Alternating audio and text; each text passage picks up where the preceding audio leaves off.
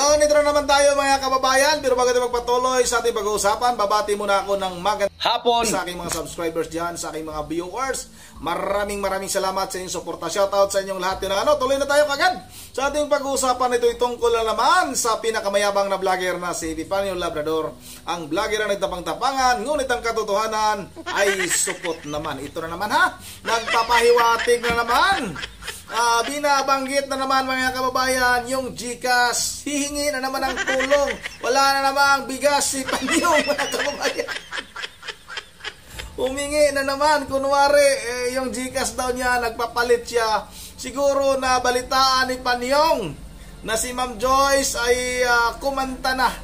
Nagsalita na si Ma'am Joyce na si Panyong ay humihingi ng pira sa kanya. Nagpapadala ng GCash. Kaya nagpapalit po ngayon daw siya ng GCash number. Nagpapahiwatig na naman para kunwari magulat yung kanyang mga uto-utong subscriber at maawa kay Panyong dahil wala lang pambili ng bigas.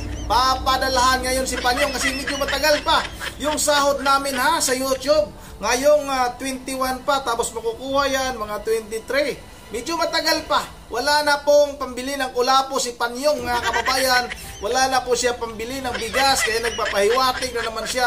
Binabanggit na naman niya yung GCash. Para na naman makapanghotot sa kanyang mga uto-utong subscriber. At alam na natin mga kababayan na ang nasa likod ni Panyong, yung amo ni Panyong ay isa ring aso. Si dating Senador Antonio Trillanes. Talagang ipinangampanyan niya. Talagang todo puri si Panyong kay Trililing mga kababayan. Mananalo daw sa Caloocan. Siyempre, meron tayong video dito na pangontra. Hindi po pwede yung puro lang tayong ngaw-ngaw. Na wala tayong ipapakita na video bilang ebidensya, bilang pangontra sa kasinungalingan nitong si Epifanio Labrador o sa totoong buhay, Richard Palacio. Hindi ka talaga makakalusot sa akin, Panyong. Malabong makakalusot ka sa akin. Kung sa mga uto-uto mong subscriber yan, napapaniwala mo, sa mga kapitbahay mo, baka may mga kapitbahay itong galit. Yung mga kapitbahay ni Panyong na kilala si Richard Palacio. Pwede bang pakikuminto mga kababayan? Tulungan naman natin yung mga sinisira nitong tao na ito na managot ito. Dahil hindi po habang buhay na ganito yung kanyang gagawin. Dapat po talagang mananagot itong taong ito. Kung pwede lang sana na matuli na talaga ito. Umaaresto. Totoo mga kababayan. Biro lang yung matutuli. Pero dapat talagang matuli din. Pero dapat talagang maaresto na ito. Sa mga kakilala dyan, nakakilala, mayroon nagkomento dito sa akin kaklase daw siya ni Richard Palacio nung high school, kung di ako nagkakamali, sa Negros, ano ba yun? Silay? Parang ganun mga kababayan. Di ko nabasa, sayang, di ko nabasa, natabunan siguro ng mga komento. Kaklase daw siya ni Richard Palacio. Nagkomento dito sa ating YouTube channel. At talagang confirm niya na pinapatunayan niya na itong si Epifanio Labrador ay yun daw talaga si Richard Palacio. Kaya nga hindi na talaga niya maitanggi kasi talagang marami na pong nakakaalam, marami na pong nagpapatunay. Kaya nung isang gabi ay talagang inaamin niya na siya si Richard Palacio mga kababayan. Yun na ito mga kababayan akala siguro nitong si Panyong ay makakalusot sa akin. Yung pala niya, yung amo pala niya, nandito yung amo pala nito ay tawag dito mga kababayan, si dating senador, yung talagang gamunggo din yung utak, na pag gumawa ng kasamaan, gumawa ng kasalanan, tapos pag malapit ng mabuking, ay ngayon, ibabato niya ngayon sa iba. Pag binato niya sa iba ngayon, siya malinis na kunwari. Yun daw yung ginawa nung binato niya. Ganon din si Richard Palacio. Doon pala siya nakakuha ng idea. Strategy pala ng mga hindot na ito. Parehas naman yung dalawa na yun, mga supot. Yan si Trillanes dati, hinamon niyang hindot niya nung nasa Maynila pa ako. Kung pumunta si Ruben Padilla sa Senado, pumunta sana ako doon, dadala sana ako ng tirador. Hindi naman lumabas si Senado. Doon, talagang nagtago. Yan ang mga kababayan, Ito na, wag na natin itong patagalin. Sabay-sabay na natin itong panoorin, itong support na ito. Ito na mga kababayan. Natin kagabi po, meron pong nag-chat sa akin. Yan na. Bakit daw, kumbaga, ang tanong nila is, baka daw gusto kong humingi ng tulong, kung ano daw matutulong nila. So nag-isip po ako, sabi ko, mukhang pwedeng maging pain to. Pwedeng maging pain na kung saan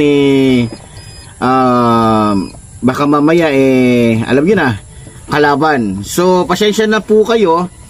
Sa ngayon po hindi mo na po tayo, kasabi ko nga, maging kailangan ko man o hindi, mukhang hindi mo na po tayo talaga magbibigay ng ating GCash, no? Kasi binago na po natin yung ating GCash dahil nga po sa talagang tayo po ay minomonitor po ng ating mga kalaban.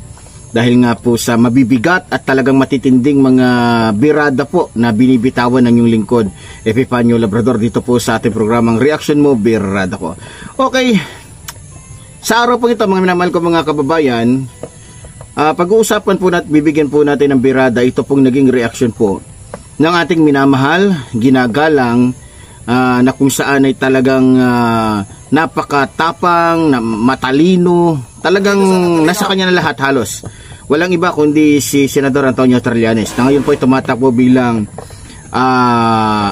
alkalde ng Caloocan City, na kung saan nag-aabang po ang talagang natutuwa po ang mga taga Caloocan City na siya ay tumakbo dahil alam nila na kapag siya ang naging mayor ng nasabing syudad ay mas malaki po ang magiging pagbabago nito, na kung saan uunlad po talaga ito, no? Uunlad. Kita naman natin kung ano ang kakayahan ng ating minamahal na Senador Antonio Trillanes. So sa ating mga kababayan, salamat po sa inyong suporta sa ating minamahal at ginagalang na Senador Antonio Trillanes. So para po hindi na po magtagal, ito po't panoorin po natin ito pong mga naging reaction po ng ating minamahal na Senador Antonio Trillanes. Ito't panoorin po natin. Kahit na kasuhan ka ng criminal cases, still, Vice President ka pa rin. So anything that happens to the President, pwede ka pa rin maging Presidente. So mas mainam yung kailangan matanggal ito sa pwesto. Hindi ka niyo ba? Sabi ko, may topak eh. Alam naman natin, hindi naman tayo psychiatrist, pero alam natin yung may topak at yung normal. Ito, hindi to normal. VP Sara, hinog na ba for impeachment? Hinog na hinog na. Paano niyo nasabi, sir? Ha? Paano niyo nasabi hinog? Siguro naman, nakikita naman ng mga kababayan natin, lahat ng mga dangers, mga red flags, yung unfitness ni Duterte, ni Sara Duterte to hold the position of Vice President. And remember, as Vice President, she could be President anytime, no? In cases of emergencies, no? Kaya, imagine mo yung asal na nilalabas niya, pinapakita niya, bibigyan mo ng power ng presidency yan, dapat kikilabutan yung bawat Pilipino. Di ba? Wala ito sa tamang katinuan. Yun ang masasabi natin, kaya hinog na hinog. How will you address na lang, sir, na Malacanang sponsored kayo? So yun, mga minamahal ko mga kababayan, malinaw po yung sinabi ng ating mahal na Senador Antonio Trillanes. Unang-una, nabanggit niya po doon dito sa video po na napanood natin na may sayad, no? Talagang may tama sa utak. So tumpak at tama po ang kanyang sinabi na talagang itong si Sara Duterte ay may sayad sa utak. Meron po itong tama sa utak. Ikaw yung may tama. Kung maalala nyo po, naalala nyo yung pilat niya doon sa kanyang leeg. Dahil nga po ito ay wala sa tamang pag-iisip. Ito ay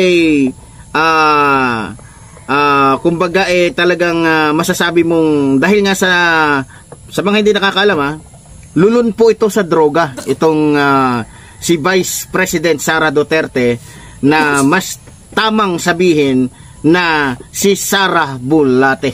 Na isang tolongges, siraulo, gago na Vice President ng ating bansa. Na kung saan mas kilala na ngayon sa katawagang Mary Grace Piatos. Yan po ang tawag sa kanya.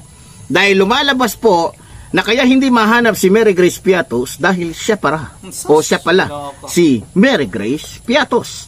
No? Siya pala yung mga employees na sinasabing empleyado ng OBP na hindi makita, siya din pala yun. Biro nyo Oh. Kaya hindi makita, hindi malaman, hindi matukoy kasi siya yun. Diba?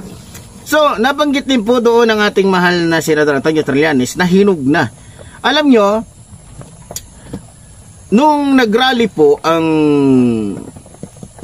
INC na pinamumunuan po ng isang jablo na katulad po ni Eduardo Manalo, nakasabwat po ngayon ni Digongyo at ng China para sakupin ang ating bansa. Akala nila mas paniniwalaan ng Kamara yung peace rally ng Iglesia ni Manalo na puro mga demonyo. Akala nila masisindak nila ang ating mga congressman, yung ating mga mambabatas. Kaya kumpiyansa sila. Hindi nila alam na ang mga congressman ay masadyang matatalino, mahuhusay, magagaling, hindi mga bobo, hindi tulad ng mga membro ng Iglesia ni Manalo na puro mga tanga na nagiging robot na kung saan kung anong gustong sabihin ng kanilang amo, bossing, Panginoon, yun ang sinusunod nila kahit wala na sa tama. So, na-realize ng mga congressman natin na tama ang sinasabi po ni Senador Antonio Trillanes na hinug na para kasuhan ng impeachment itong si Sara Bulate, na isang tolongges na Vice President ng ating bansa. Yun ang mga kababayan, teka lang, patayin ko lang. Yun ang mga kababayan, itong itong hindot, itong support na ito, kung ano-ano na lang, no? Yung mga sinasabi niya kay Vice President Sara Duterte. Lulong daw sa droga. Sino ba yung hinahamon na magpa-drug test pero ayaw pumayag? Bugok ka. Ikaw yung bugok, ikaw yung kriminal, ikaw yung walang utak, ikaw yung tao na napakaduwag, sobra mong duwag. Hindot ka. Tanggalin mo yung face mask mo kasi lalamutakin ko yung pagmumukha mong hindot ka. Lalamutakin ko talaga yung mukha mo. At sobrang sinungaling mo. Sabi mo, inaabangan si Trillanes sa isa ring duwag na hindot na supot na katulad mo. Inaabangan sa kaluukan. Parehas talaga kayo sinungaling. Ito mga kababayan, may video tayo dito. Para talagang ito talagang supot. Ito talagang nakakaano. Supot yun talaga ito mga kababayan. Ipapakita ko sa inyo yung video na sinasabi nitong bugok na ito na pasensya na sa mga kabataan. Talagang gusto ko nang lamutakin talaga yung muso nito. Magtanggal lang ito ng face mask. Talagang lamutakin ko talaga ang kanit. Ito tingnan nyo kung talagang totoo ba na inaabangan itong si Antonio Trillanes. Ito mga kababayan, panoorin natin to. Diba? Matagal na din po ako sa serbisyo sa politika. Kaya nung napalitan ko na isang Sonny Trillanes ang tatakbo dito sa Caloocan, hindi na po walang tao. Walang tao.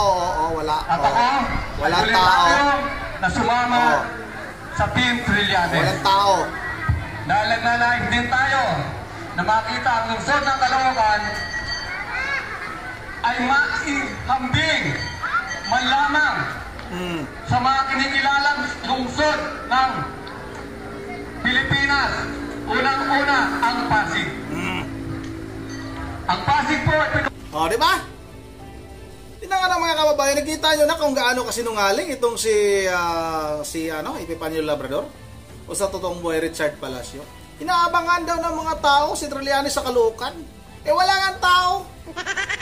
Nilalayuan nga ng mga tao yung si Trillanes na yan.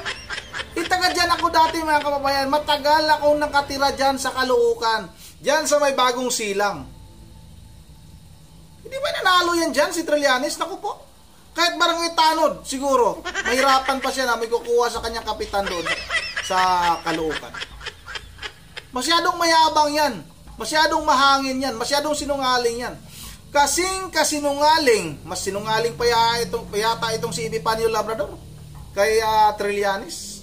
Kung yang mga ibinibintang nitong si Epifanio Labrador, mga kababayan, sa pamunuan ng Iglesia ni Cristo, sinasabi niya na pag may mga mananalong mga politiko humingi ng pabor itong Iglesia ni Cristo. Bakit kahit isang politiko nananalo? Katulad kay Marcos. Yan si Bangag. Sinusuportahan yan na Iglesia ni Cristo. Ikaw, supot ka, di mo ba alam na yan si Marcos? Sinusuportahan ng ng Iglesia ni Cristo? Sila ni Vice President Sara Duterte. Bakit hindi mabanggit nitong si Marcos na humingi ng pabor yung Iglesia ni Cristo? Mismo nga siya Congressman Marcolita ay tinanggihan yung alok nito si Pangulong Bongbong Marcos Bangag Jr. na italaga siya sa kabinete nitong administrasyong ito. Tapos ikaw, binabaliktad mo yung kwento. Mismong si Congressman Marcolita nagsalita niyan. Ikaw talagang, support ka talaga. Talagang marami talagang tutuloy sa iyo. Iwan ko lang kung hindi ba talaga mauubos yung pagkasinungaling mo. Yun ang andito na lang muna at bahala na kayong bumalat sa taong yan. Talagang balatan nyo yung uso. Pakibalat kayo yung uso. Sarap balatan ng uso. Yun ang shout out tayo, ha. Shout out kay dito tayo sa may bandang baba, ha. Hindi ko nakita ko yung kay Ma'am Joyce na ha. Oy, yes, yung katawa mga iglesia ni Judas. Gitiki, panira. Ayoko, di pa marunong, parang tao ni Epifanio to, si Panyong ito. Yun ang shout out kay Tintin Tumaka. Totoo po yan, supot yan, at ang tunay na pinagsisihan niya, ang tunay na yun?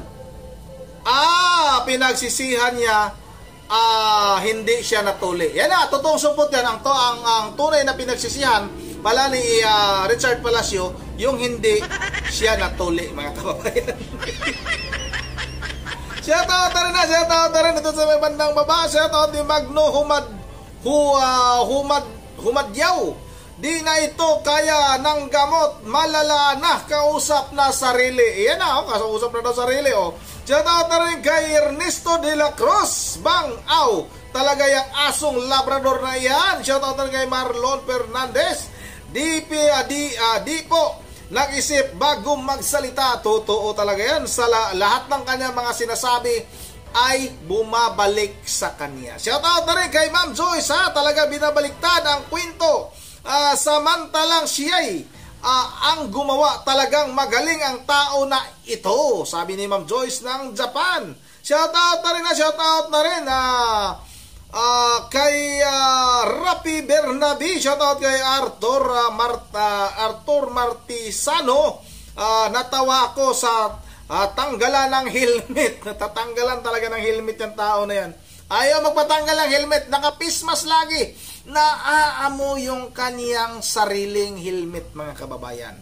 Yan ang shout out rin kay kay Wilfredo Antonio Epifanio Labrador Alipungoy pala. Shout out rin kay Rune Tangkawan, bangag din yan, idol. Shout out rin kay Binok kay TV, inalok ng pwesto. Ayan, inalok ng pwesto si Marcolita, si Congressman Marcolita ni PBBM sa kabinete, pero tinanggihan ay insiyan. Tapos ngayon sabihin mo pinagtatanggal ang PD dito sa aming probinsya ay insi. Bakit pwede pa rin hanggang ngayon? Yan na talaga mismo hindi siya nag-isto na nagpapatunay. Talagang malamutakin mo talaga ang uso nito si Epifanio. Yun ang dito lang muna. Once again, this is Sunday TV mo. Ingat ang lahat. God bless bawat isa sa atin.